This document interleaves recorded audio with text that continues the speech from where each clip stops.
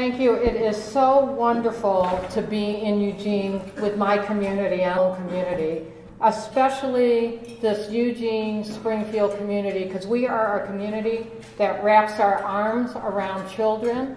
And what we're talking about now is really make sure, in terms of housing, we take all of our collective arms and make sure there's not one child in Lane County who doesn't have a home to sleep in every single night.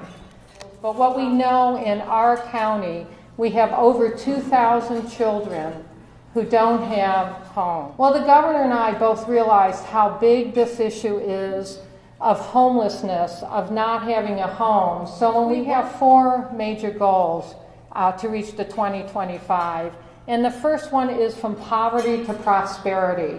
We have to get our families in poverty, out of poverty, so that we can make sure all of their children have a place to live.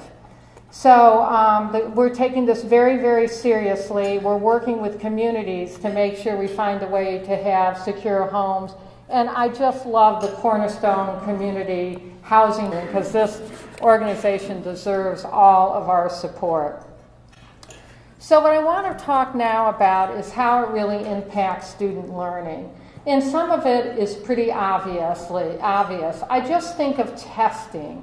And I think of these high-stakes tests, and I think of a teacher saying, go home, eat a good meal, do your homework, be done by 8, get in bed, and have a great night's sleep.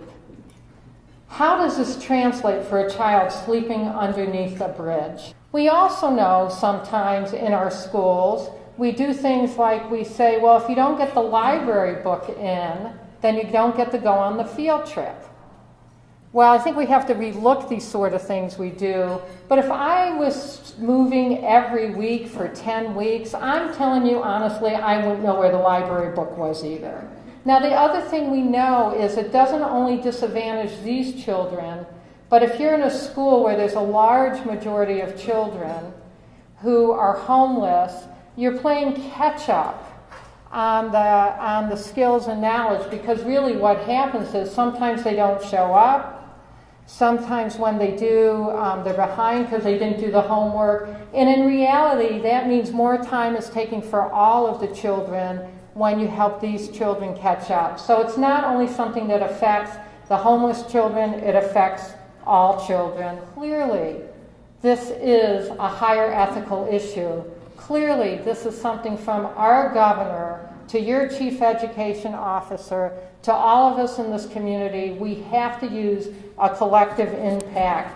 And of course, programs like Cornerstone really are an integrated social service program that starts weaving together all of those services to make children successful. So they find housing for our children, and they also know that in these housing projects that are integrated throughout the community, that they're going to need to provide support for after school, support for the kids to start catching up on the skills they lost when they were homeless.